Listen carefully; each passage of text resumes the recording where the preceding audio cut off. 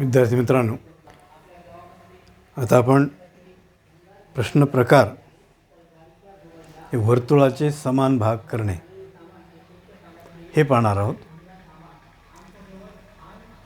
वर्तुळ व बहुभुजाकृती. बहुभुजाकृती म्हणजे त्रिकोणाला 3 भुजा असतात, चौकोनाला 4 भुजा असतात आणि 4 पेक्षा जास्त असणाऱ्या बहुभुजाकृती म्हणजे ज्याला 4 पेक्षा जास्त बाजू आहेत अशी बहुभुजाकृती आपल्याला आता पाहायची आहेत. पंचकोन, षटकोन, पेंटेगॉन, हेक्झेगॉन या सगळे आपण तुम्हाला कल्पना आहेच, हे काढायचे आहेत. आता तर वर्तुळाचे समान भाग करता आले पाहिजेत आणि मग त्यात बहुभुजाकृती आपल्याला काढायची.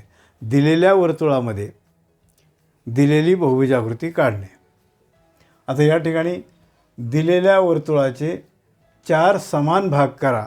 मग इथं चौरसच काढायचा, बहुभुजाकृती नाही आहे, चौरस काढायचा आहे. आधी 4 भाग आपल्याला करता आले पाहिजे. आता ते प्रश्न दिलेला आहे. 2.5 सेंटीमीटर त्रिज्येचे वर्तुळ काढून त्याचे 4 समान भाग करा. त्यात चौरस काढा असा प्रश्न नाही आहे, तर 4 समान भाग करा असा प्रश्न आहे. तेव्हा फक्त समान भाग करूनच आपल्याला तिथं थांबायचं आहे. आता या इथं वर्तुळ काढताना आपल्याला ठळक म्हणजे प्रश्नामध्ये दिल्यामुळे ते ठळक रेषेत दाखवायचं आहे. त्यामुळे रंगीत खडू काढलेला आहे आणि पांढऱ्या खडूला त्यात टाकलेला. त्रिज्या किती दिली आहे? 2.5.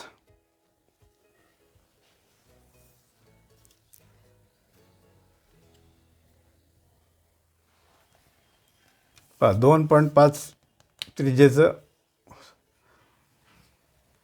वर्तुळ काढायचं. 2.5 सेंटीमीटर. या ठिकाणी केंद्र आपण घेऊ. केंद्रातून 2.5 सेंटीमीटरचा एक वर्तुळ काढायचं आपल्याला. हे झालं वर्तुळ.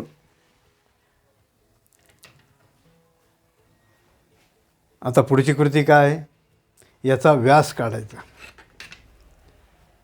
ही कृती करताना रंगीत खडूचा मी वापर करतो आहे. तुम्ही अंधुक रेषाच वापरायच्या तिथं.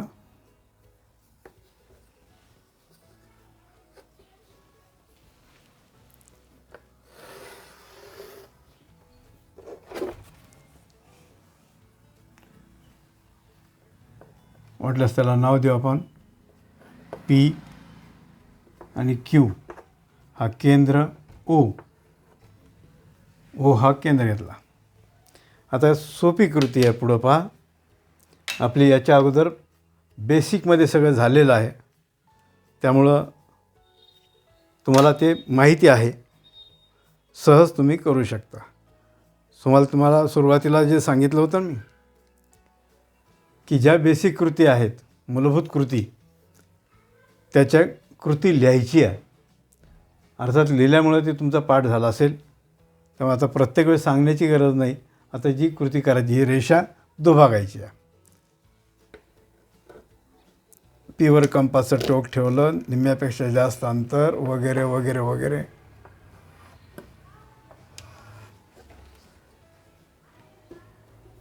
क्यूवर कंपासचं टोक ठेवलं, दोन्ही कंसाला छेदणारे दुसरे 2 कंस केले.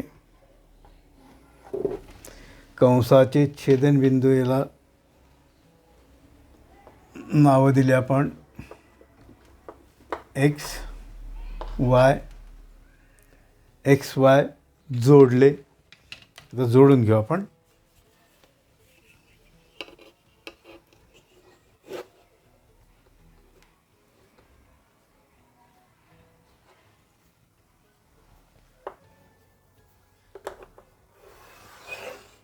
हे एक्स वाय जोडले. आता जोडल्यामुळं व्यासाचे 2 समान भाग झाले. आपण व्यास काढला पी क्यू, त्याचे 2 समान भाग केले दुभाजक काढून. आता ते दुभाजक ज्या बिंदूमध्ये मिळतो त्याला नाव देऊ आपण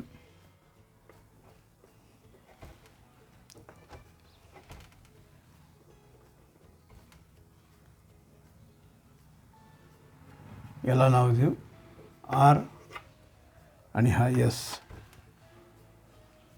हा वाय जो आहे तो कशाचा घेतलेला आपण एक्स आणि वाय कंसाचे छेदनबिंदू आहेत. हा वाय आणि एक्स, आणि ज्या ठिकाणी वर्तुळाच्या परिघाला हा लंब किंवा दुभाजक छेदतो तो बिंदू म्हणजे आर बिंदू आहे आणि खालच्या बाजूला एस बिंदू आहे. तर हे 4 भाग झाले. हा एक भाग, हा एक भाग, हा एक भाग, हा एक भाग, असे हे 4 भाग झाले. आता लक्षात घ्या, पुढचं पूर्ण कृती करण्याऐवजी समजा प्रश्न असा दिला 2.5 सेंटीमीटर त्रिज्येचे वर्तुळ काढून त्यात चौरस तयार करा. आता चौरस तयार करा म्हटल्यानंतर 4 भाग आपल्याला करावेच लागतील. तर ते 4 भाग केलेले आहेत. आर क्यू, एकाच कृतीमध्ये तुम्हाला दोन्ही लक्षात येईल. आर क्यू, आर पी,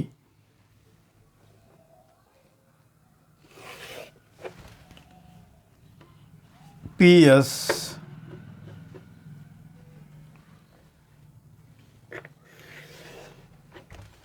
आणि क्यू एस.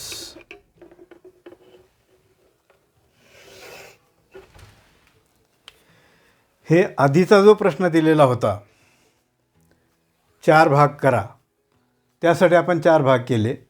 पण जर प्रश्न त्यावेळेस हे चौरस काढण्याची गरज नाही आहे. चौरस कधी काढायचा आहे, जर प्रश्न दिला असेल तसा की चौरस तयार करा, तर त्यासाठी हे बिंदू जोडायचे. अन्यथा हे फक्त बिंदू करूनच आपण सोडून द्यायचं आहे. 4 भाग झाले आणि जर ते जोडले तर तो चौरस तयार झाला. दिलेल्या वर्तुळामध्ये चौरस तयार करणे त्याची पण ही कृती आहे, फक्त जोडले आपण, हे लक्षात घ्या.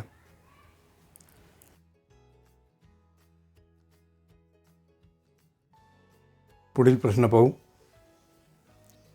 वर्तुळ व बहुभुजाकृती.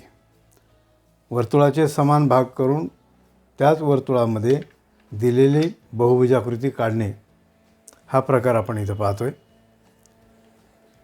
आता या ठिकाणी एक प्रश्न दिलेला आहे. दिलेल्या वर्तुळामध्ये षटकोन तयार करणे. प्रश्न पाहता, दिलेल्या वर्तुळाचे 6 समान भाग करणे. तीच कृती याच्यासाठी पण वापरली जाते. हा दुसरा प्रश्न आहे. दोन्हीपैकी एक प्रश्न येऊ शकतो. त्यावेळेस फक्त दिलेलं जे प्रश्न आहे तेवढंच करायचं आपल्याला. 6 भाग करायचे सांगितले म्हटलं तर षटकोन काढण्याची गरज नाही आणि काढायचं आहे नाही. पण 6 भाग करायचे असतील तर फक्त 6 भागच कंस करून करायचे, आणि षटकोन काढायचे म्हटलं तर ते जुळवून षटकोन करायचा. दिलेल्या वर्तुळाचे 6 समान भाग करणे, आणि त्यातच दुसरा प्रश्न आहे, दिलेल्या वर्तुळात नियमित षटकोन काढणे.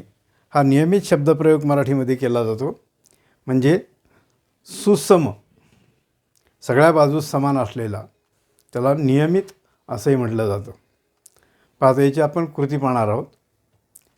दिलेलं वर्तुळ, या वर्तुळाचे प्रथम 6 समान भाग आपल्याला करायचे आहेत. पाहितं वर्तुळ आवश्यक आहे, त्यामुळं मी खडू बदलला, पांढरा खडू किती ठेवला आहे. दिलेल्या मापाचं वर्तुळ, माप महत्त्वाचं आहे. इथं माप दिलेलं आहे 3 सेंटीमीटर त्रिज्या, दोन्हीत कॉमनच आहे. 3 सेंटीमीटर त्रिज्येच्या वर्तुळात नियमित षटकोन काढणे किंवा 3 सेंटीमीटर त्रिज्येच्या वर्तुळाचे समान 6 भाग करणे. प्रश्न कृती दोन्हीची एकच आहे. आता या ठिकाणी आपण केंद्रबिंदू घेऊया. आणि 3 सेंटीमीटर त्रिज्या.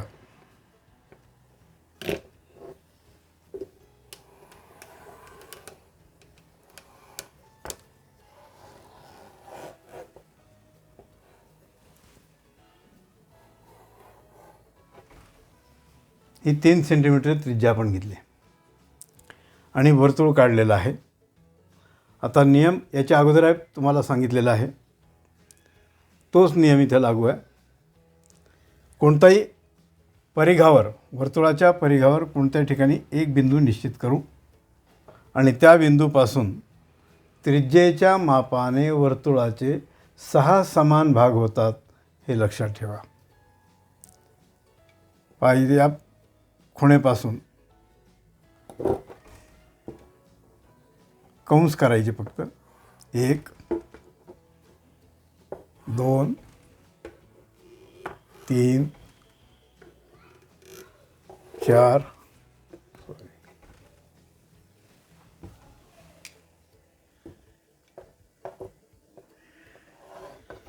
5. ही खूण 6वी. आता बघा भाग किती झाले. हा 1 2 3 4 5 6. हे 6 समान भाग झाले. सोपं आहे. म्हणजे नियम काय आहे, वर्तुळाच्या त्रिज्येने वर्तुळाचे 6 समान भाग होतात. आता यालाच नियमित षटकोन तयार करायचा आहे. हा षटकोन तयार करत असताना हे जे बिंदू आपल्याला मिळालेले आहेत हे निश्चित करायचे, ठळक करायचे आणि हे जोडायचे. इथंही काळी पेन्सिलच वापरायची. जे दिलेलं आहे त्या ठिकाणी काळी पेन्सिलचा वापर करायचा आणि बाकी जी कृती आपण करतो ते अंधोक म्हणजे भोऱ्या केसासारख्याच अर्थात.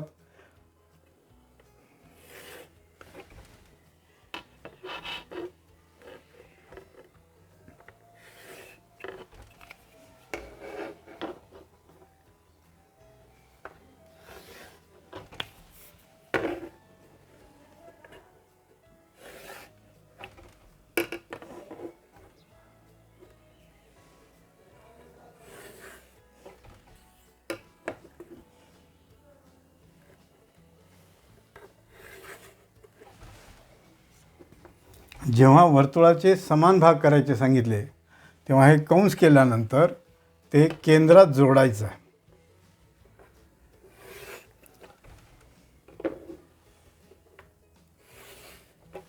तेव्हा हा एक भाग झाला.